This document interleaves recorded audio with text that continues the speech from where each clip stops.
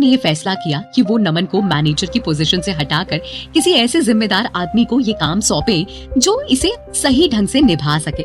आखिर दादू ने मैनेजर की भागदौड़ शेखर को सौंप दी।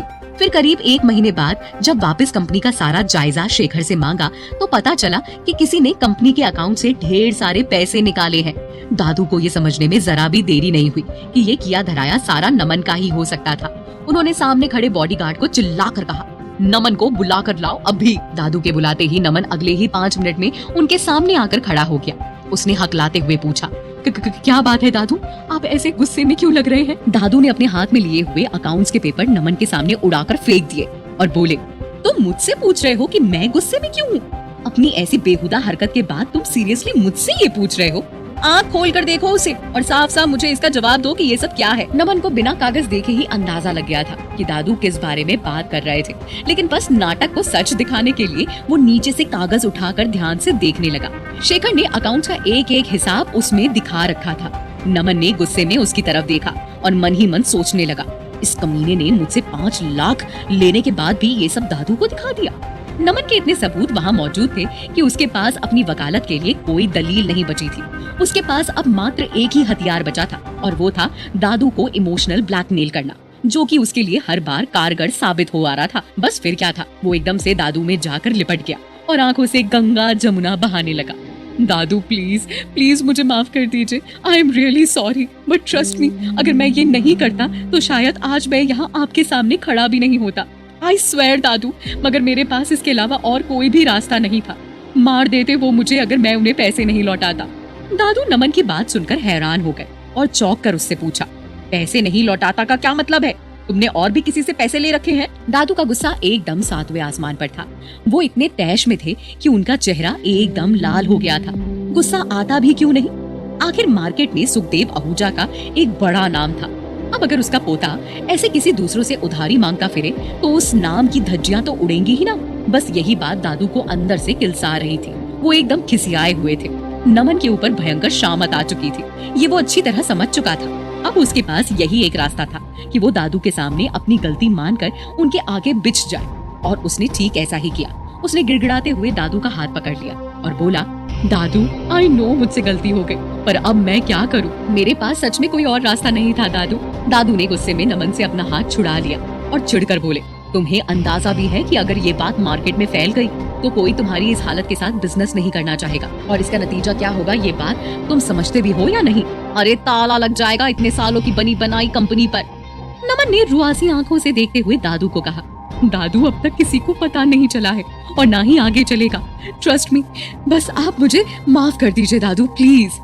बस नमन का इतना कहना ही था कि दादू पत्थर से मोम हो गए। उनका अपने पोते के लिए वापस प्रेम जाग चुका था। उन्होंने मुंह से तो कुछ नहीं बोला, पर आंखों से देखकर शेखर को अपनी सारी बात समझा चुके थे। शेखर भी दादू का इशारा समझते हुए बोला, don't worry mister Sukhdev, I will take care of it. इतना कहकर शेखर ने सारा सामान समेटा और वहाँ से निकल गया। वो जैसे ही घर से बाहर निकला, नमन उसके पीछे पीछे भागा और उसे आवाज देकर रोक लिया। यस मिस्टर नमन? शेखर ने पूछा। नमन ने कहा, शेखर अगर अभी तुम फ्री हो तो कहीं बाहर चलें, let's have a drink, what से?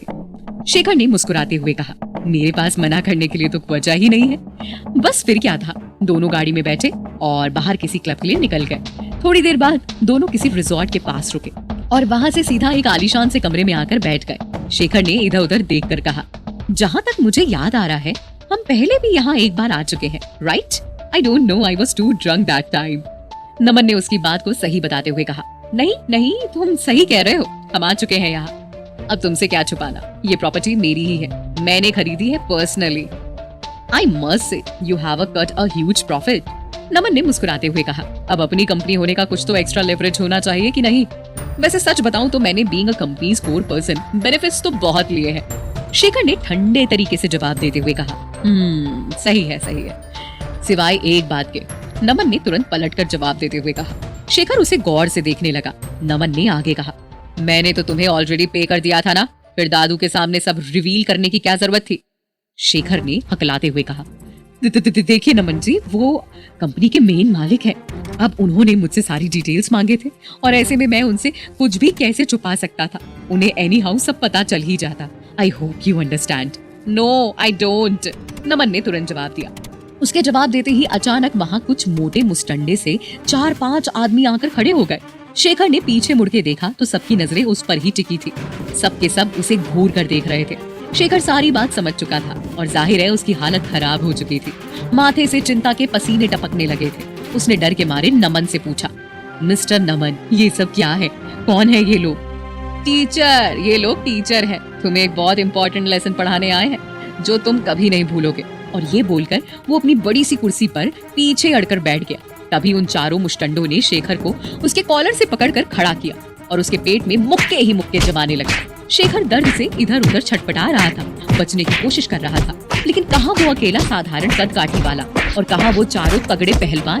शेखर के पास पिटने के अलावा और कोई रास्ता ही नहीं था, लेकिन फिर भी वो पिटते पिटते ही बोला, मिस्टर नमन, ये आप बिल्कुल ठीक नहीं कर रहे हैं। देखिए मैं ये बात भी जाकर सीधा सुखदेव जी को बता दूंगा। मैं सच में कह रहा हूँ।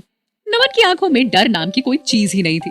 उसने बल्कि शेखर का मजाक बनाते हुए कहा, अच्छा तो तू अब मुझे दादू की धमकी दे रहा है? दादू की? अरे अंधा है क्या या बेवकूफ है? अभी तूने देखा नहीं कि मेरी इतनी बड़ी गलती जानने के बाद भी दादू ने कैसे सब संभाल लिया? और तुझे लगता है कि तू उनको जाकर मेरी शिकायत लगाएगा और वो तेरी साइड लेंगे? वाह! वो गुंडे शेखर को लगातार लात घूंसों से पीटे जा रहे थे।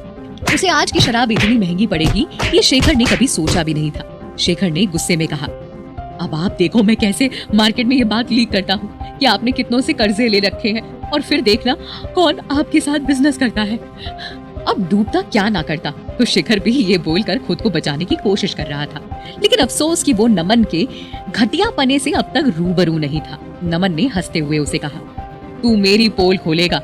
चल तू पहले ये देख ले, फिर बाद में डिसाइड करना कि आखिर तुझे करना क्या है। और ये कहकर नमन ने अपने फोन में एक वीडियो चलाई जिसमें शेखर नमन से 5 लाख रुपए ले रहा था। शेखर ये देखकर घबरा गया था।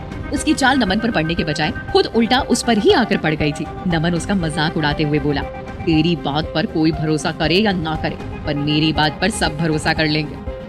और जो भी हो, हमारी कंपनी आज नहीं तो कल ये लॉसेस मैनेज कर लेगी। लेकिन तू अपना देख, अगर ये वीडियो वायरल हो गई तो न्यूज बनेगी, और न्यूज बनी तो तेरा करियर तो खत्म है। और ब्राइबरी केस में अंदर जाएगा वो अलग। अब डिसाइड कर तुझे करना क्या है। शेखर समझ चुका था कि नमन उसे अपने पैसे और सुखदेव आहूजा के नाम तले उसे दबा देने का गुर्दा रखता था, और अगर वो अपने ऊपर आ गया तो शेखर कहीं का नहीं रह जाएगा। अब ये मनमानी का नहीं, मजबूरी का था। उसने कहा, मिस्टर नमन, प्लीज आप ऐसा कुछ मत करना। It's a request, please. आप जो चाहते हैं वही होगा, मैं करूंगा। इतना मार खाने के बाद शेखर के कपड़े के चिथड़े उड़ चुके थे। शर्ट की बाजू फटकर नीचे लटक रही थी। गले में लगी टाई फांसी के फंदे जैसी दिखाई पड़ रही थी और होठों के कोने से लगातार खून टपकता जा रहा था। उसकी हालत बुरी थी, इतनी बुरी कि वो अपने पैरों पर खड़ा तक नहीं हो पा रहा था। नमन को शेखर की यह हालत देखकर बहुत सुकून मिल रहा था। वो शेखर पर हंसते हुए बोला, ऐसे ज्यादा अच्छे लग रहे हो तुम, लेकिन तुम्हें तो 30 मार खान बनने का शौक था ना। लेकिन तुम ये भूल चुके थे कि तुम्हारी औकात मात्र एक कुत्ते की है, जिसका काम सिर्फ मेरे आगे पीछे घूमने का था, इससे ज्यादा नहीं। एक तरफ जहां नमन ने शेखर की हालत बद से बदतर कर दी थी, वहीं दूसरी तरफ मंजू भी अपने आदमियों के साथ रोमा के घर आ धमकी थी। मंजू के तेवर इस बार पहले से भी ज्यादा रद्दी लग रहे थे। उसने रोमा से कुछ कहना या पूछना जरूरी नहीं समझा, बस सीधा आते ही उसके घर का दरवाजा पीटने लग गई। रोमा, मैं तुम्हें पहले भी मौका दे चुकी हूँ, लेकिन बात तुम्हारे दिमाग तक गई नहीं शायद, इसीलिए मुझे फिर से आना पड़ा। लेकिन इस बार बात तुम्हारे दिमाग तक ही जाएगी और तुम्हारी जेब से पैसे भी बाहर आएंगे। ये बोलकर वो तेज तेज रोमा का दरवाजा पीटने लगी। उसके साथ ही आए हुए बॉडीगार्ड्स भी खूब उत्पात मचाने में लगे हुए थे। घर के अंदर रोमा, माथुर साहब और तमन्ना की हालत खराब हो रही थी। तीनों के तीनों बेचैनी में इधर से उधर चहलकदमी किए जा रहे थे। माथुर साहब को तो वैसे भी बीपी लो होने की बीमारी थी, तो उनकी हालत तो अभी से पस्त होती दिखाई पड़ रही थी। वो सीधा धम से सोफे पर सर पीछे अड़ाकर बैठ गए। अपने डैड की ये हालत देखकर तमन्ना का गुस्सा थामे नहीं थम रहा था। वो दांत पीसती हुई खुद से ही बड़बड़ाए जा रही थी। एक तो हम उसके घर आए ताकि उससे माफी मांग सके, और हमें अंदर बुलाकर हमसे बात करने के बजाय हमें दरवाजे से ही वापस भेज दिया। समझता क्या है वो चिराग अपने आप को? नाम चिराग रख लेने से सब दिखाई देना शुरू नहीं हो जाता। अंधा कहीं का, पता नहीं किस बात का इतना एटीट्यूड है। थोड़े पैसे दे ही देता तो क्या बिगड़ जाता उसका। रोमा अपने गुस्से पर काबू करते हुए बोली, गलती सिर्फ चिराग की नहीं बल्कि तुम्हारी उस पागल बहन की भी है, जो हमारे बारे में उल्टी पुल्टी बातें करके उसका दिमाग खराब करती है। इसीलिए वो हमें ऐसे ट्रीट करता है। लेकिन खैर छोड़ो, अभी ये सब सोचने का कोई मतलब नहीं है। पहले ये सोचो कि इस मुसीबत का क्या करना है जो हमारे दरवाजे पर आकर खड़ी है। माथुर साहब चुपचाप बैठे बैठे बस रोमा और तमन्ना की बातें गौर से सुन रहे थे और मन ही मन ना जाने क्या क्या सोच सोचकर परेशान हो रहे थे।